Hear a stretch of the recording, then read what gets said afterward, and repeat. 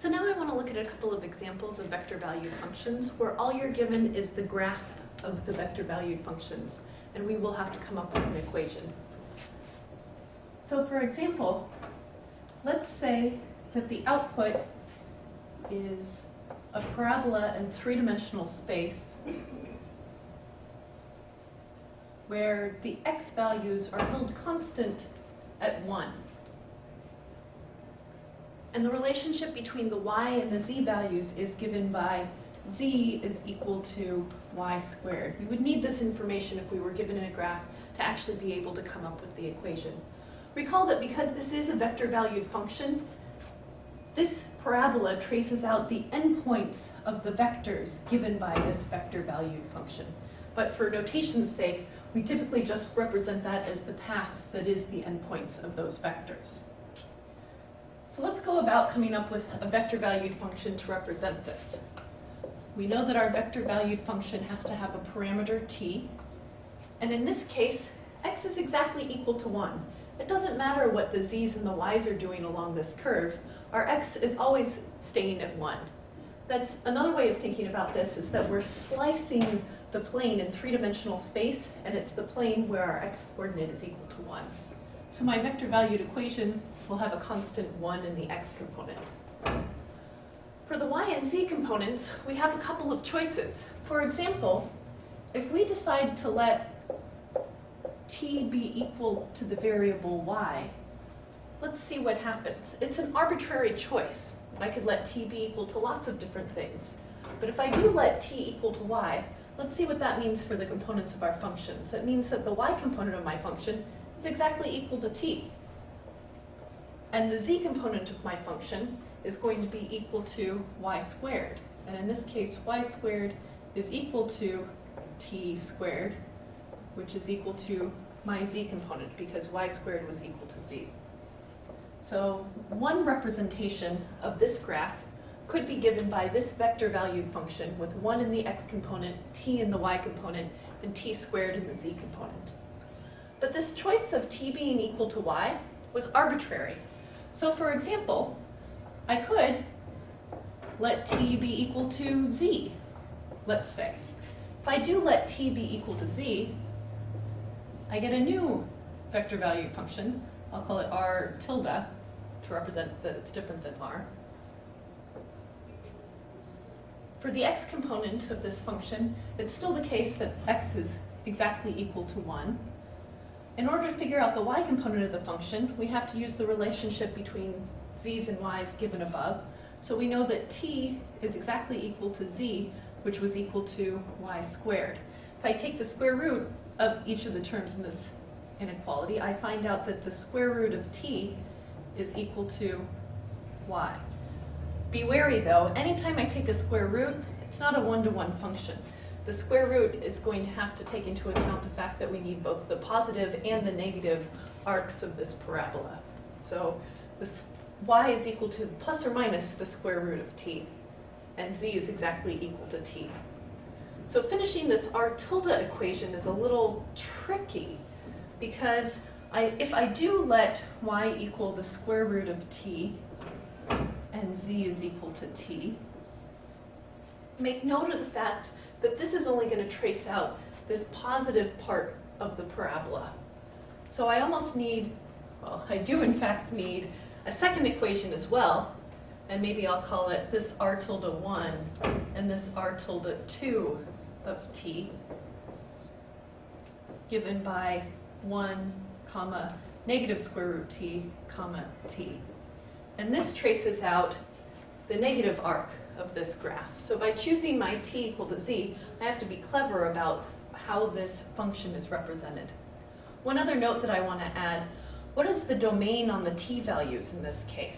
So for my r1 function, my t values are restricted because I can't have a negative sign under a square root. So it means that my t's have to be greater than or equal to 0. The same holds true here, that my t values have to remain greater than or equal to 0.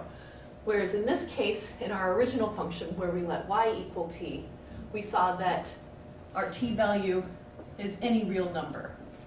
Maybe t is any real number. So this is one example of when you're given a graph, coming up with the vector valued function that represents that graph.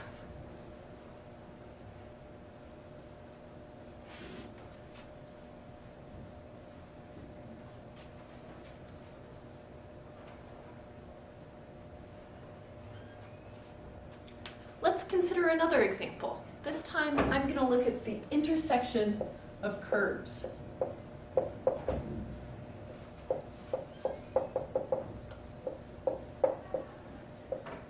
So suppose that I have one curve that's a cylinder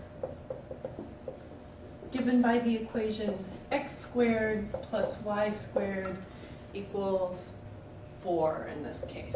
So that's a cylinder with radius square root 4 or radius 2. And let's say that I'm intersecting this cylinder with a plane.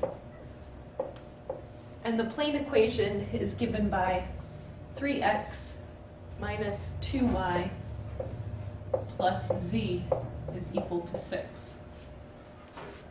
Let's sketch a graph of what's going on when I think about parameterizing the intersection of these two curves. The first thing that I'm going to do is sketch a graph of what does this cylinder look like.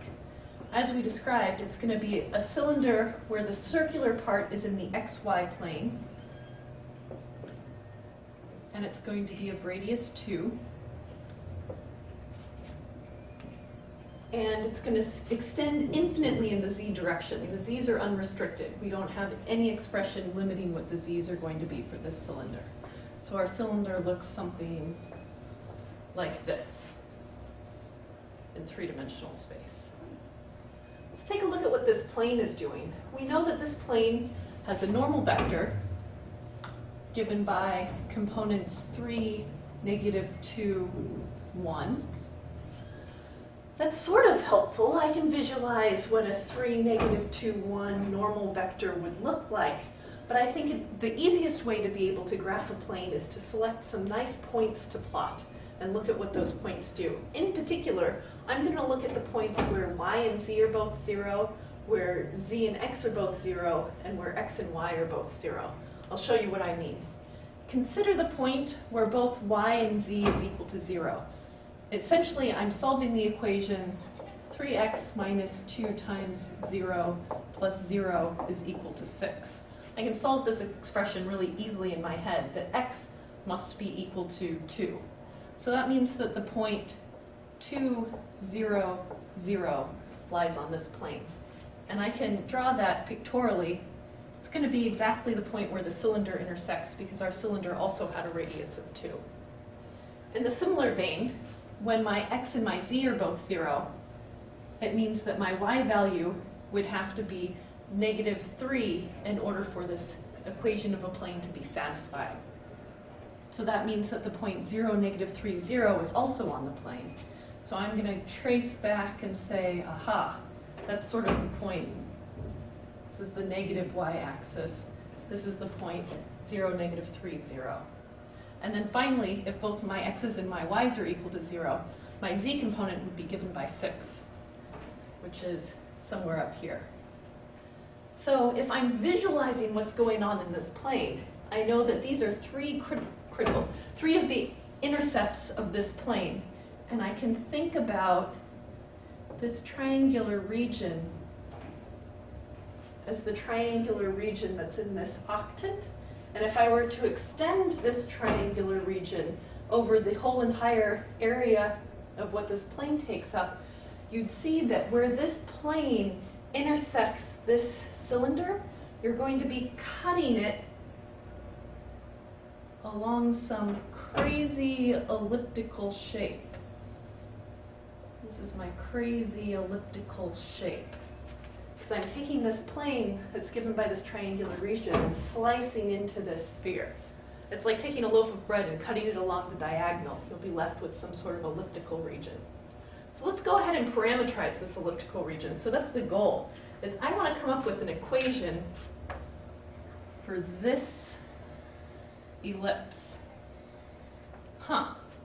Well, as is with intersections, the intersection of these two surfaces, of these curves, is going to be where both this equation is satisfied and this equation is satisfied simultaneously. So conceptually, what we want to do is to set our x values equal to one another and set our y values equal to one another, and it means that we only have one variable left to remain free, and that's what's going to vary. In practice, though, because when we represent vector valued functions, we typically represent them by some parameter t. So in this case, just like before, I'm going to parameterize this by setting t equal to one of these variables. Arbitrarily, I could choose the t to be equal to x or to be equal to y. It becomes messy if you let it be equal to z. Let's, for the sake of this example, we're going to let t be equal to x. When I set my x value equal to t, the cylinder equation is going to give me the fact that y squared is going to be equal to 4 minus x squared, but x is equal to t, so it becomes 4 minus t squared. And these are the first two components of my parameterization of this cylinder, or of the intersection of the cylinder and the plane. My x coordinate is equal to t. My y squared coordinate is equal to 4 minus t squared. So to find out what my y is equal to, I need to take the square root of both sides. And recall from our conversation earlier, it's going to be plus or minus 4 minus t squared. Moving forward, what does that mean for our z component? Well, I can rewrite this plane equation to be z equal to my x and y variables.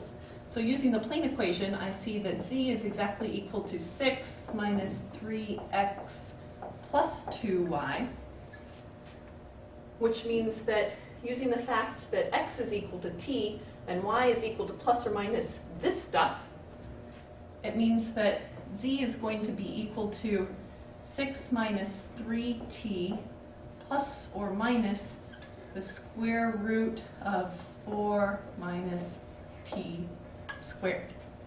So this is what my z component is equal to in terms of t, my y component in terms of t, and my x component in terms of t. And just as before, we see that it's going to depend that the plus, when y is equal to the positive of this, it's going to trace out the positive part of this arc. And when it's negative, it'll trace out the other half of the elliptical arc. So we have equations r1 of t is equal to t, comma, choosing the positive part, I get 4 minus t squared. And my z component is going to be 6 minus 3t plus the square root of 4 minus t squared. Oh, I hope that's on camera, but it's just the z component if you can't see it. And then r2, my second component, no, r2 is going to have to be the negative part, because I need both these equations together to be able to trace out the entire ellipse. T, comma, square root of 4 minus t squared, negative, comma, 6 minus 3t minus the square root of 4 minus t squared, in parentheses. And one more note, given this parameterization, we need to be careful about the domain of t. What values can work here? We know that we can't have negative numbers under the square root sign. This squared is always going to be positive, and so I can't let t squared get any bigger than 4. If t squared gets bigger than 4, then I'm in trouble. Similarly, it can't get smaller than, well, it's okay. It'll always be positive, so I'll be always subtracting something. So in other words, it means that my domain on t, my t has to be less than 2 to make sure that the interior of this is always maintained to be positive. And if t gets too negative, then it would also subtract off a negative quality. Maybe I should just say negative 2 is less than or equal to t is less than or equal to 2. And I can check this by saying, oh, what's negative 2 squared? That's 4, and I'm given a 0. And what's 2 squared? Also 4, and my output is a 0. That concludes this example. Let's look at some actual calculus. Let's move on to section 13.2.